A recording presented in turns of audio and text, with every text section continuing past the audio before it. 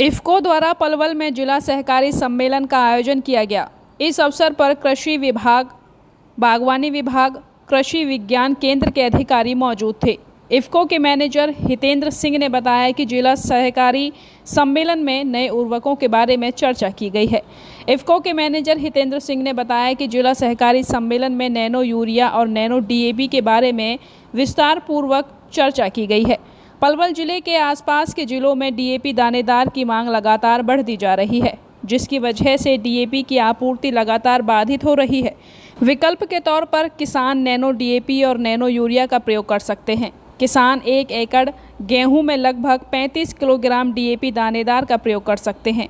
1 एकड़ गेहूं के बीज को 250 मिलीलीटर इफ़को नैनो डीएपी से उपचारित करें। बिजाई से 1 घंटे पहले नैनो डीएपी की कोटिंग करें। नैनो डीएपी के प्रयोग से किसानों को फायदा होगा। कृषि विशेषज्ञ महावीर मलिक ने बताया कि डीएपी का आयात विदेशों से किया जाता है। ऐसे में इफ़को द्वारा नैनो डीएपी बनाया गया है। नैनो डीएपी और नैनो यूरिया के प्रयोग के लिए जागरूकता शिविर आयोजित किए जाएंगे। किसानों को नैनो डीएपी व यूरिया के महत्व के बारे में जानकारी दी जाएगी। आज इफ़को के द्वारा पलवल में जिला सहकारी सम्मेलन का आयोजन ये किया गया है। इसके अंतर्गत हमने जो जिले के हमारे वरिष्ठ अधिकारी, हमारे कृषि विभाग से, हैफेड से, कृषि विज्ञान केंद्र से, उद्यानिकी विभाग, हॉर्टिकल्चर डिपार्टमेंट से, सभी की ऑफिशियल्स को यहाँ आज आमंत्रित किया गया इफ़को के द्वारा। और आज हमारी जो चर्चा का जो मुख्य विषय था, वो हमारा विषय था कि जो अभी नए उर्वरक आ रहे हैं, जो समय की बदलती मांग है, जैसे कि नैनो यूरिया और नैनो डीएपी, इसका प्रचार प्रसार हम किसानों तक किस प्रकार से करें, जिससे कि एक जो जैसे अभी हम जो देख पा रहे हैं कि हमारे इस विशेषकर पलवल जिले में और आसपास के जिलों में हमें डीएपी दानेदार की भारी मांग हो रही है, जिसकी वजह से हमारी आपूर्ति भी बाधित हो रही है और किसानों को भी जगह जगह उसके लिए घूमना पड़ रहा है। तो क्या कुछ ऐसे विकल्प हम किसान तक पहुंचा सकें कि जिससे कि वो नैनो डीएपी का उपयोग करके जो दानेदार डीएपी है उसका वो उपयोग कम कर सके।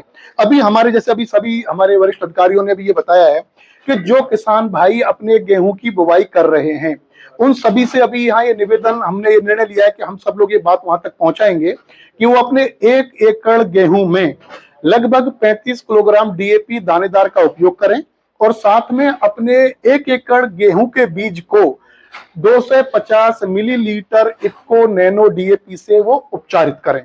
और वो उपचारित जब भी वो खेत पर जा रहे हैं, उससे लगभग 1 घंटा पहले वो अपने बीज पर नैनो डीएपी की कोटिंग कर लें।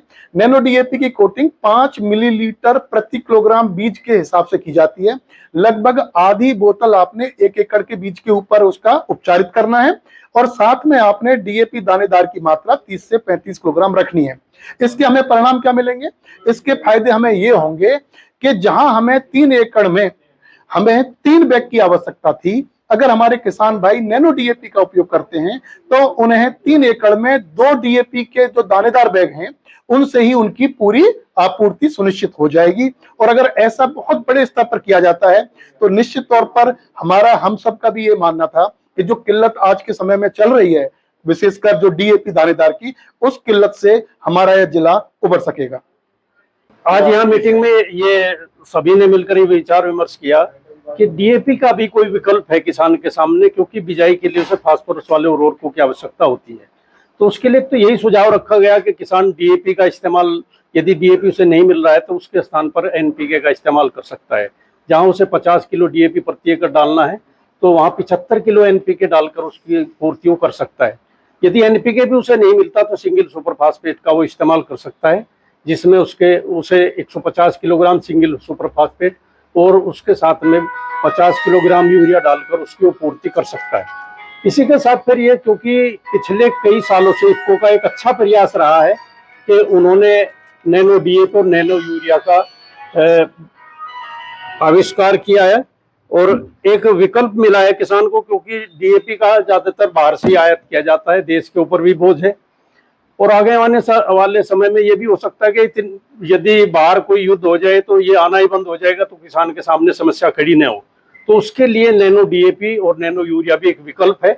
और ये बिजाई का समय है, तो आज ये विचार विमर्श किया गया कि उपयोगी होते हैं भी नैनो डीएपी और नैनो यूरिया, इसे किसान तक कैसे नहीं पहुंचाया जा रहा है, या किसान क्यों इसे इस डीएपी के विकल्प के रूप में नहीं चुन रहा है।